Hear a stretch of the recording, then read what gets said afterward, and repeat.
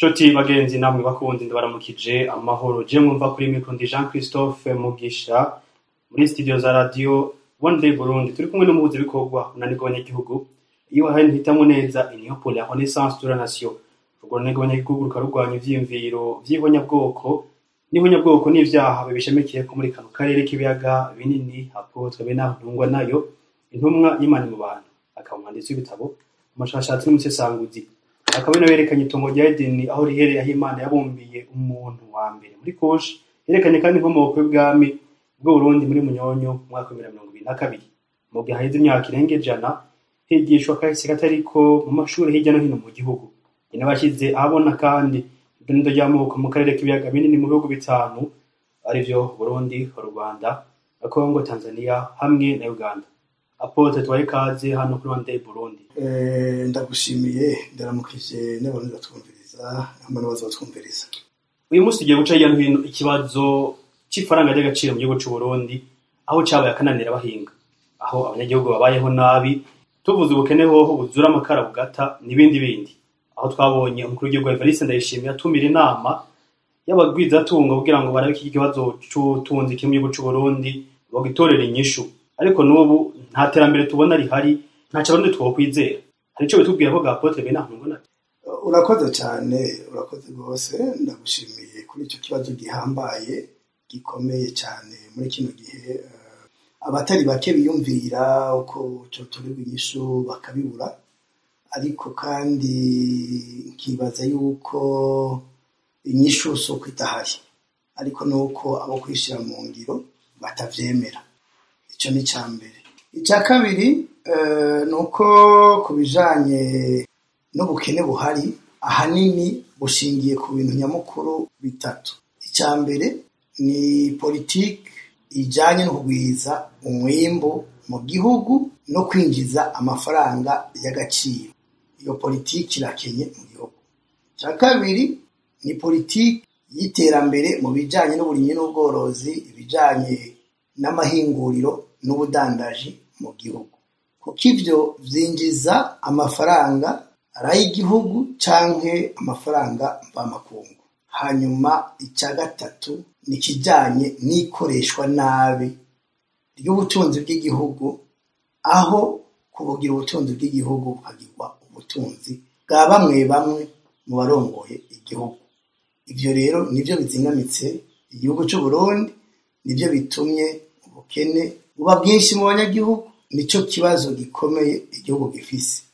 Aho rero usanga ingingo bafata n'ivyo bakora ari nko gusamaza abantu gusa by'ukuri atakintu kirimo.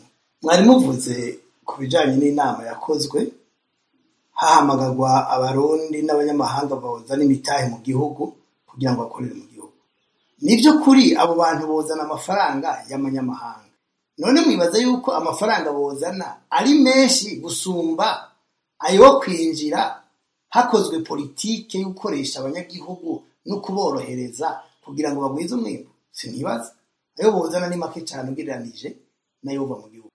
Ubwa kabiri, mwibaza ko barya bahamagawe bakitaba bozana amafaranga menshi gusumba ay'abarundi bari hanze bari muri diaspora bo kwinjiza mu gihugu mu gihe habaho politike y'umutekano n'iterambere ry'igihugu?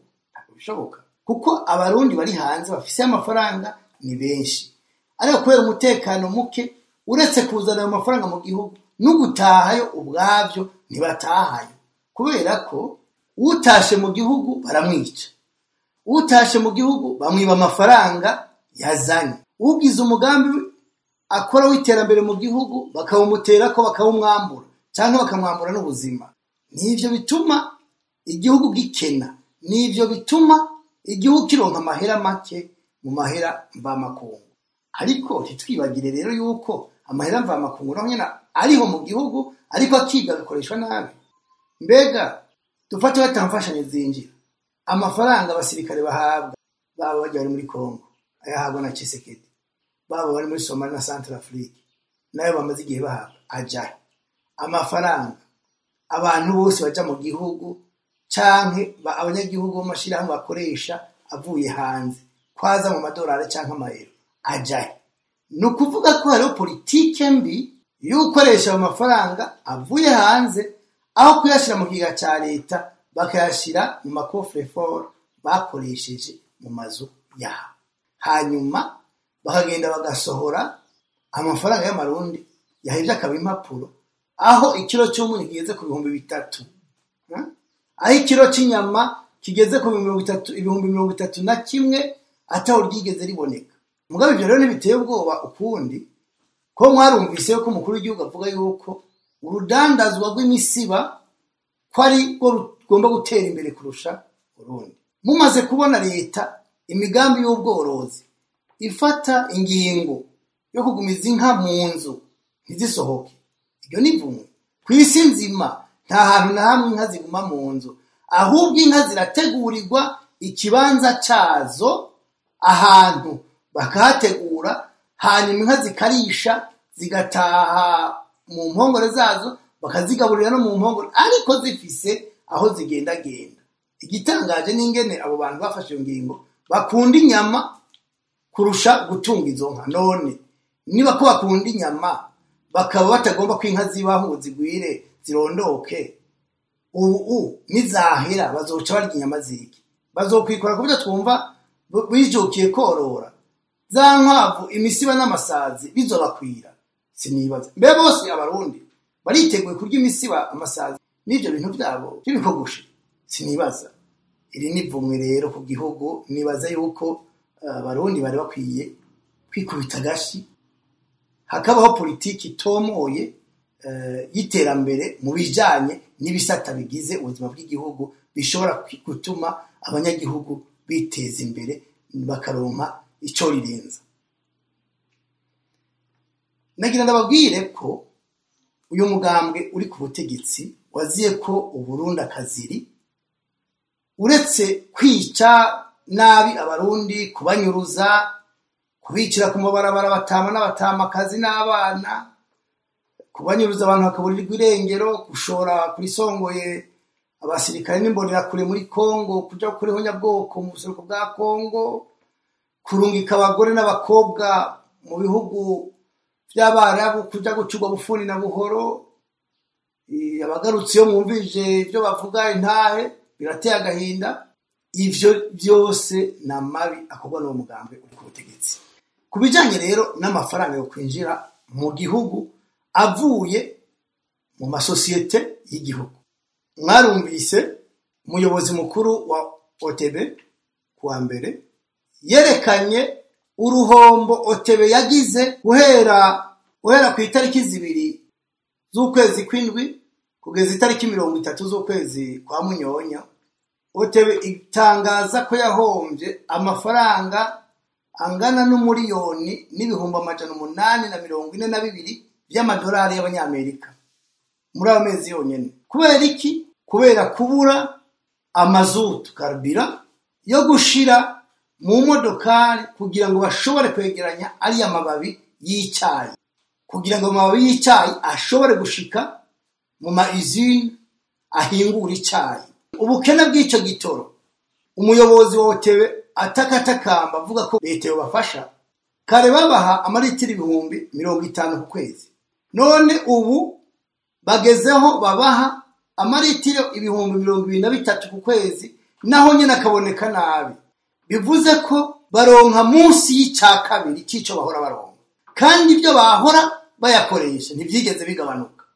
None abo babaha icyo gitoro ko baba ko bize, baba bize iki? Igitoro bahora babaha kugira basarure umwimbu mu gihugu, babahaye ibiri munsi y'igicakabiri c'ibyo bahora babaha, kandi aho bahora basarura ntiyagabanutse. Ubwo bwenge muvuga ko mufise buri hehe? Iyo tuvuze muva ngo teri yosema. Hari n'abadutuka, abadutuka turabashimiye, kuko iyo mudutuka muba muri ko muratwereka yuko mutaratahura ibyo murimwo, mutaratahura ibyo butegetsi buri ko burabakwegeramo. Muba muri ko muratubwira yuko ibyo turimo turavuga bibarya mu matwi kubera ibyo mwakoze n'imiryango yanyu. Ibyo rero byerekana yuko mwiteguye no kubandanya mubikora. Nimba mudututse twavuze ihonyabwoko, no kuvuga ko mwiteguye gukora ihonyabwoko. Nimba tuvuze iby'ubusuma mukadutuka, muba muvuze muti mugiye kubandanya mwiba niduhore, ntituzohora rero, ntidutinya kuko igitutsi ntawe cishe. Iyi OTB ku batabizi yashinzwe n'itegeko inimero 1/gashinze 79 yo kuwa 30 Mukakaro umwaka w'1971 hari ku ntwaro y'umuhisi Perezida Bagaza.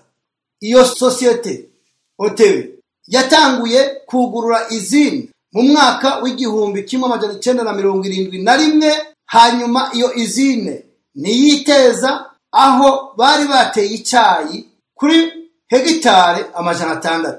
Nukuvuga uwo mwaka nyene yuguruwe bamaze gutera iyo kawa, kandi umugambi wo gutera icyayi mu Burundi wari washizweho urukumu mu mwaka w'1963. Niho iyo projet yatanguye mu gihugu cy'u Burundi.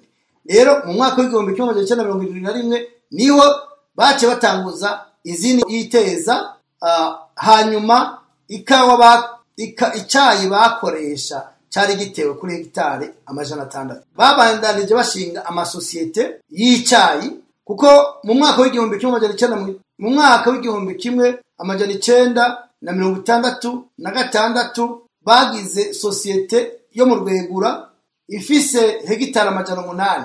Izini yitora bayishizeho mu mwaka w'1969 bashizeho iri kuri hegitare 300. Ibuhoro bahashize izini mu mwaka w'1987, ariko aho baza kuyugurura hasanzwe hariho icyayi babanje gutera. Izo projet ntizagerenga. Umuhisi Perezida Bagaza yaciye akoresha politike yuko abegereye ahari izo societe z'icyayi abanyagihugu batera icyayi mu matongo yabo, hanyuma bakagurirwa ico cyayi kaja guhingurwa kurya bari barakoze ivya Osibu bakora ivyikawa. Ama extension rero yabaye nk'Imuramvya, aho bita Ibanga, bateye icyayi ku mahegitari yababa 700 mu mwaka w'1979. Icyayi kandi bagitera muri Gisozi kugira ngo gishoke kuri izine yitora. Mu mwaka w'1971 bahashira naho nyene amahegitare yababa 700 muri abo banyagihugu. Iremera mu mwaka w'1974 bahashize amahegitare yababa 500. Mwijenda bahashize amahegitari yababa 1000. Mu mwaka w'1974 nyene bahavuye banahashirana izini. Ibuhoro extension bashizeho ahababa amahegitari 500 mu mwaka w'1989. aho hari kuri Buyoya. Uravye neza rero ku ntwaro ya Republika ya kabiri yarirongowe na President Jean Baptiste Bagaza, bakoze irishira hamwe kugira ngo yinjize amafaranga y'agaciro mu gihugu. Si ibi gusa, haruguruwe Sosumo, haruguriwe Kotebu. Ayo masosiyete yose yinjiza amafaranga y'agaciro. Haraje Onatel nk'ishira hamwe yinjiza amafaranga atari make mu gihugu. Hariho Osibu baramaze kuyirya abadede. Kotebu barayiriye abadede. Onaturu iri kumagendera ishobora kuzimangana. Onatel iri kumagendera bahakwirya kubera amafaranga y'amakomisiyo bahabwa. Bemera gutanga ibikoresho bya Onatel, no kuvuga ama antena ashinze igihugu cyose yokoreshwa na Onatel. Abanyagihugu bose bakagira telefone zifata neza, bakazikodesha n'ayandi mashira hamwe y'amatelefone mu gihugu, bakakoresha iyo Onatel ya leta. Ivyo bikorwa ku nda ndende z'abakozi z'abarongozi bashigwaho na leta. Iyo nayo urumva Onatel iri mu marembera, umwanya n'umwanya ishobora gutembagara cyangwa bakayigurisha. Nuko twama dukomenduka.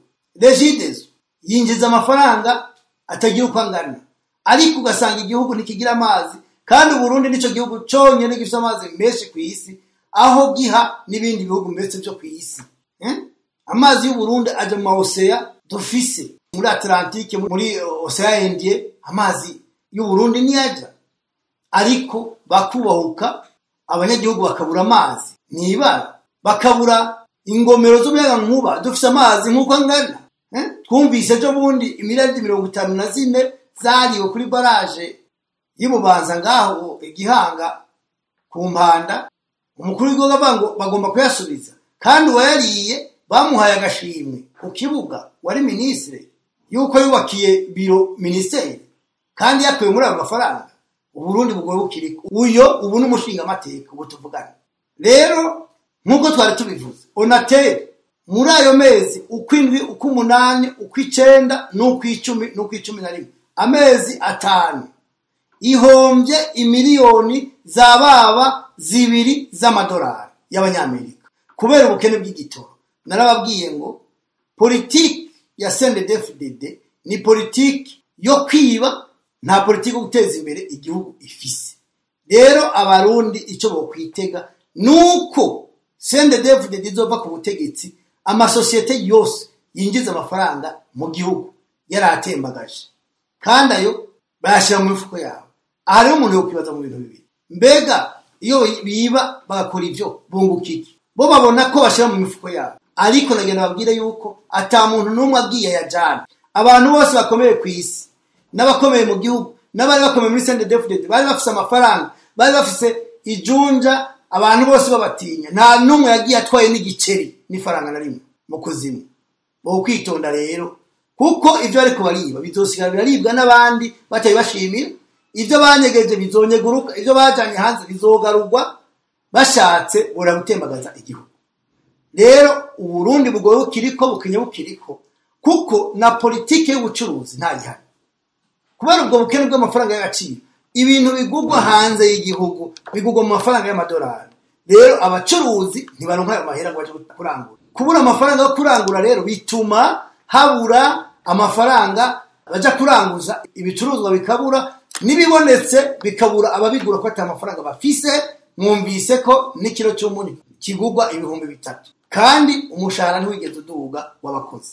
Nkibaza rero yuko umuti kugira ngo ivyo bishoboke nuko ubutegetsi bwa CNDD-FDD buhava, hanyuma akaba politiki yo kugwiza ubutunzi mu banyagihugu, yo kugwiza ibicuruzwa bishoka hanze y'igihugu, yo kugwiza ubucuruzi bujanye n'uruja n'uruza rw'abava hanze baza mu gihugu kugira ngo amafaranga y'agaciro aboneke. Ivyo rero ntibizoshoboka mu gihe igihugu kiri mu mutekano muke, mu gihe umuntu aza mu gihugu bakamwica, bakamunyuruza, bakamwiba. Ivyo ntibishoboka.